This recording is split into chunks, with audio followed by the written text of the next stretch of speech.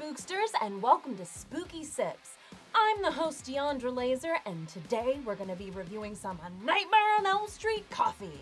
To those of you returning, welcome back. To those of you new, hey, how are you? Nice to see you. Thanks for stopping by. Here on Spooky Sips, I review horror-themed coffees. If you remember, Dead Sled Coffee sent me a fairly large box of all different kinds of horror-themed coffees, one of which was a Robert Englund blend. I remember when I first came across their Robert Englund blend, and I was like, dude, it's a coffee, and it was in partnership with Robert Englund. This has to be such good coffee. And you know what? It was. But last year, and I'm gonna say last year because now it's 2023. Last year, they announced a Nightmare on Elm Street blend of coffee. So naturally, me being just the slightest a Nightmare on Elm Street fan,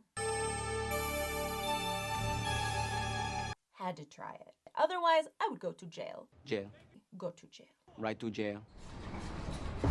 And here it is. Wow. Take a look at this sucker. First of all, incredibly ironic that A Nightmare on Elm Street has a coffee, because, you know, it's all about staying awake. So this isn't really for the Freddy fans, it's for the survivors.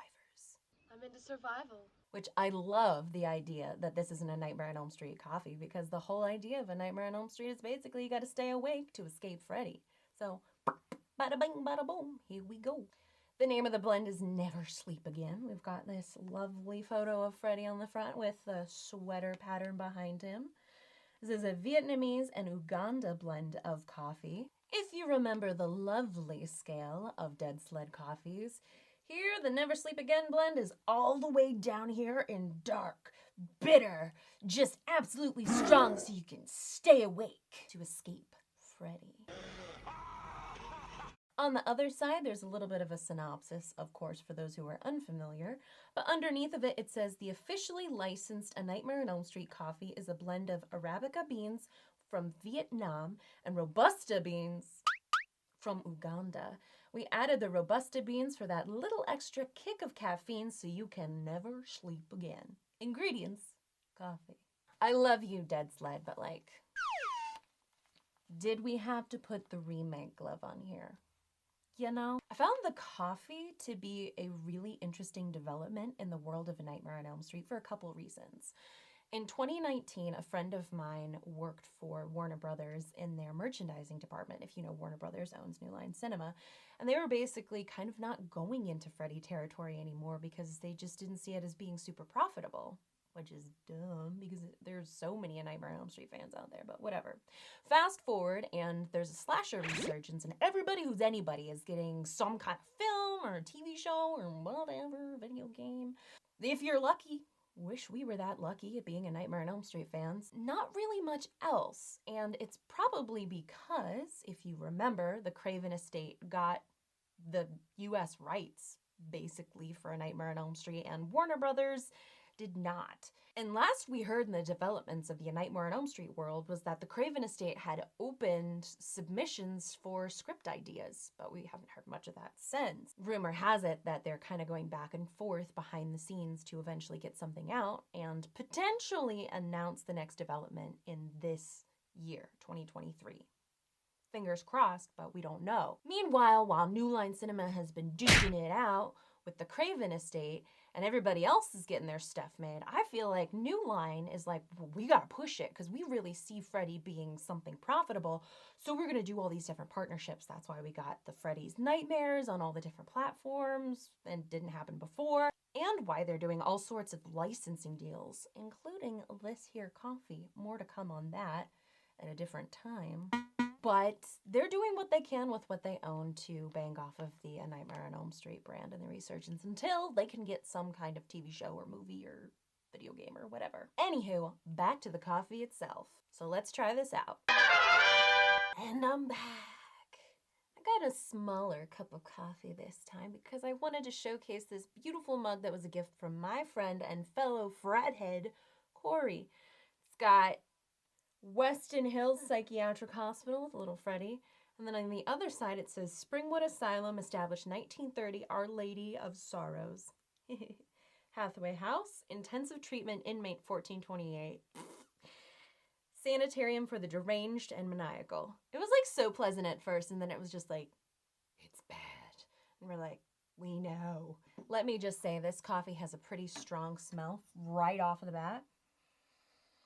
I put my usual cream, heavy cream, and just a couple of stevia to give it a little bit of sweetness so it's not too bitter for me.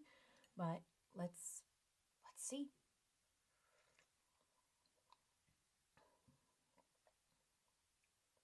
Ooh, despite being extremely strong, I mean, based off the packaging, that is a smooth coffee. Very flavorful, very robust. Ooh, I hate saying that word. I don't know. It just rubs me the wrong way. But it's a damn fine cup of coffee. You know, this is, excuse me, a damn fine cup of coffee.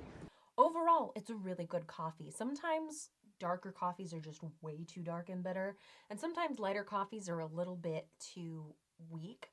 But this is a strong blend that is actually really good. It doesn't feel like it just hits me in the mouth right away and it makes me want to throw up and it makes my tummy sick. You ever have that when you drink coffee and your stomach gets kind of sick because you're just like, well, that's way too bitter and strong for me?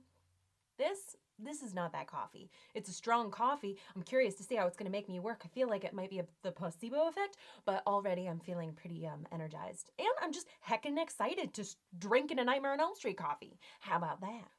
If I had to think about it without tying any bias to it whatsoever, Suspicious. I'd give this 5 flaming pumpkins out of a possible 5 flaming pumpkins. Good coffee, period. And this is a Nightmare on Elm Street coffee, so, you know, win-win. It's just the best of both worlds.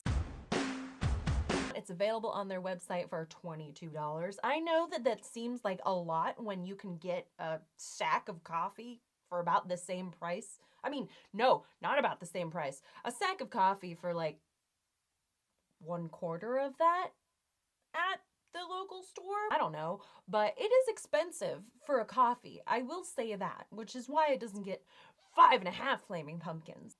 But it's a good coffee.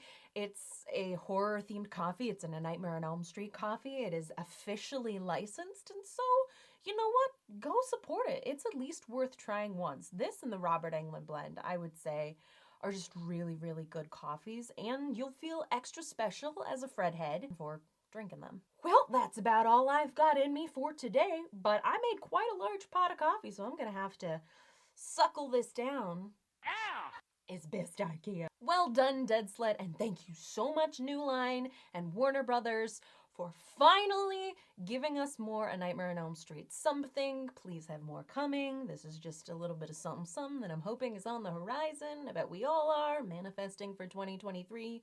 We'll see. In the meantime, watch a ton of good horror movies, enjoy yourself, have a wonderful start to your 2023, and whatever you do, don't fall asleep.